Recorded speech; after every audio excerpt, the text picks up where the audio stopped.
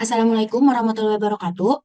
Kami dari kelompok 2 di sini akan mempresentasikan research based learning mengenai difraksi yang telah kami lakukan. Sebelumnya izin memperkenalkan diri terlebih dahulu. Saya sendiri Mutia dengan NIM 165222069 dan ada rekan-rekan saya Aira, Kayla, Adam, Joan, John, Raffi dan Ari.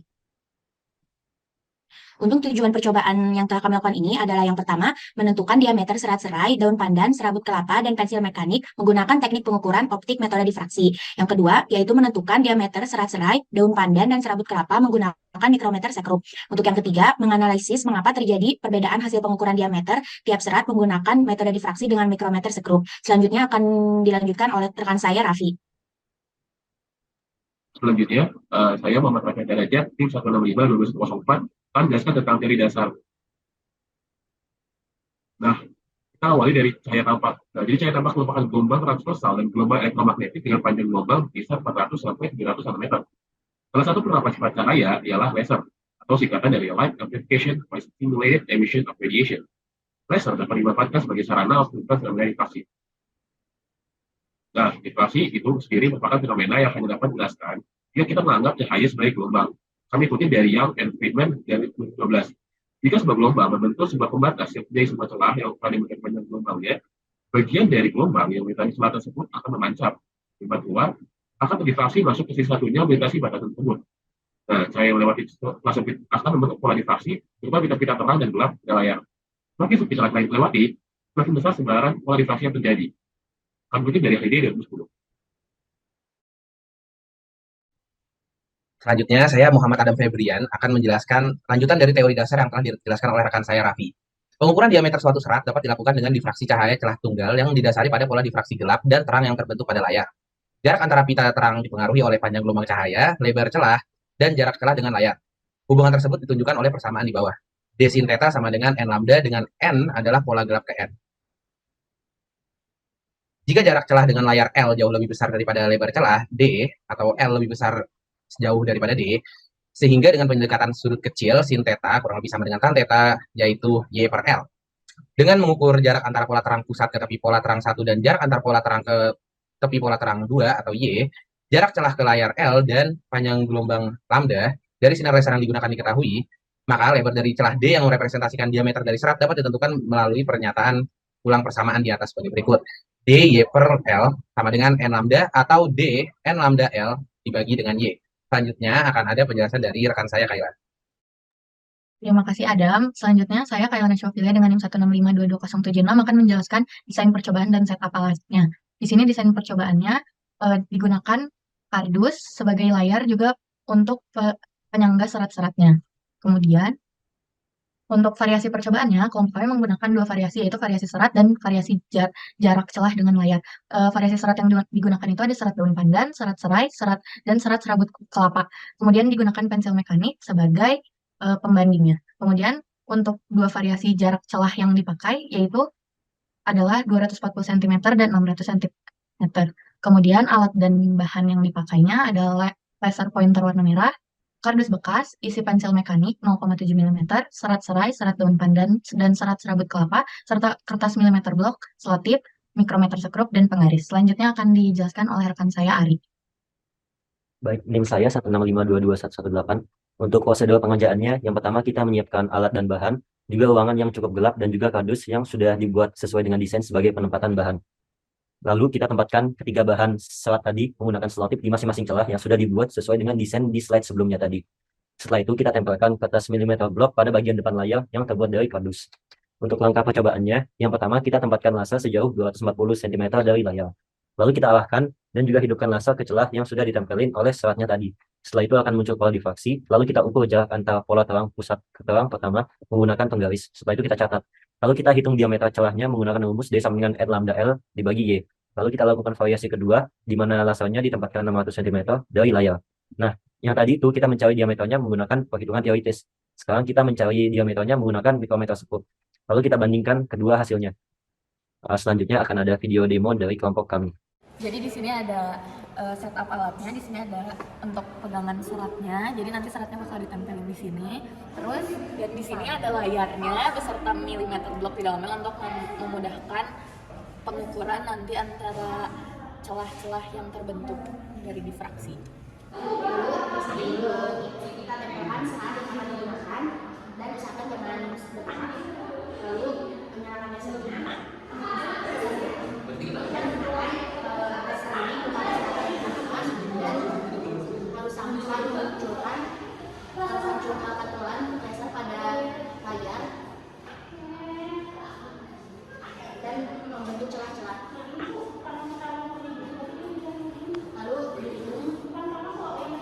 Lalu hasil pantulan pada layar akan seperti ini dan kita menghitung berapa jumlah celah yang terbentuk dan juga nanti dimasukkan ke dalam rumus yang ada sehingga dapat diperoleh diameternya.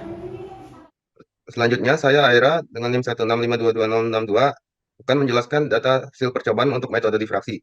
Untuk variasi yang pertama dengan jarak laser ke layar sebesar 240 cm, dengan jenis serai didapatkan diameter sebesar 5,06 dikali 10 pangkat min 4 meter. Lalu untuk jenis serat pandan didapatkan 6,22 dikali 10 pangkat min 4 meter. Untuk serabut kelapa didapatkan 4,67 dikali 10 pangkat min 4 meter. Lalu untuk pensil 0,7 mm didapatkan 7,37 kali 10 pangkat min 4 meter.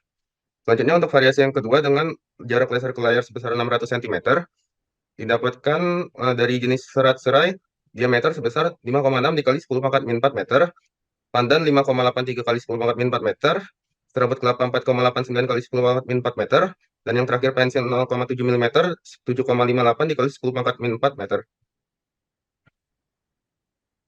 Untuk data hasil pengukuran dengan mikrometerskop, didapatkan diameter dari pensil mekanik sebesar 0,72 mm, dari serat daun pandan 0,66 mm, dari serat serai 0,56 mm, dan dari serabut kelapa 0,43 mm.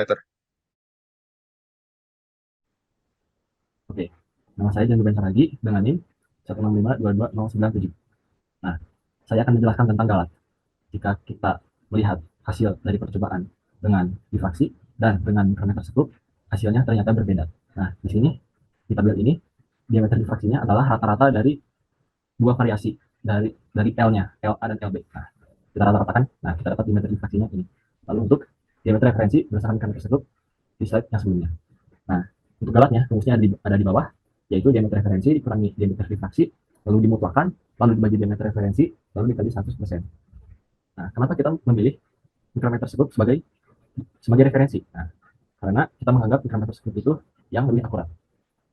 Nah, lalu kita masukkan angkanya ke rumusnya, lalu kita dapat pensil mekanik 2,8%, serat daun pandan 8,7%, serat serai 9,6%, dan serabut kelapa 11,2%. Lalu analisis. Nah, kenapa bisa terjadi galat? Yang pertama, human error saat pengukuran.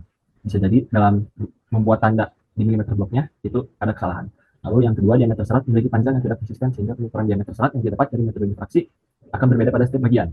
Ini dapat diminimalisir dengan membersihkan dan memotong serat menjadi ukuran yang sesuai. Nah, jadi serat yang kita pakai itu ternyata tidak homogen. Diameternya bisa berbeda-beda jika kita ukur di suatu bagian, misalkan di bagian atas atau di bagian bawah, itu akan berbeda. Nah, lalu mikrometerskop mengukur lebar serat dengan memberikan tekanan pada serat sehingga diameter yang terukur dapat menjadi lebih kecil. Nah, ini adalah sifat dari mikrometerskop. Nah, lalu yang keempat, kita mengasumsikan lambda atau panjang gelombang sinar merah sebesar 632 nanometer. Nah, tapi ini belum tentu benar. Dan ini bisa dipastikan menggunakan spektrometer optik.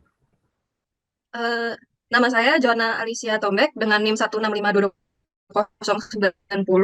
Di sini saya akan mempresentasikan tentang bagian kesimpulan, dokumentasi, dan closing. Kesimpulan dari percobaan ini. 1.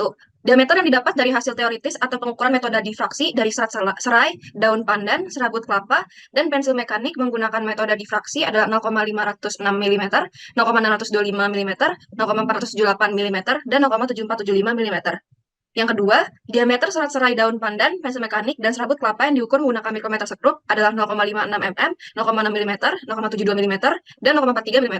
Galat yang dapat dari hasil teoritis dan pengukuran menggunakan mikrometerskop dari serat serai, daun pandan, pensil mekanik, dan serabut kelapa secara berturut-turut adalah 9,6%, 8,7%, 3,8%, dan 11,2%.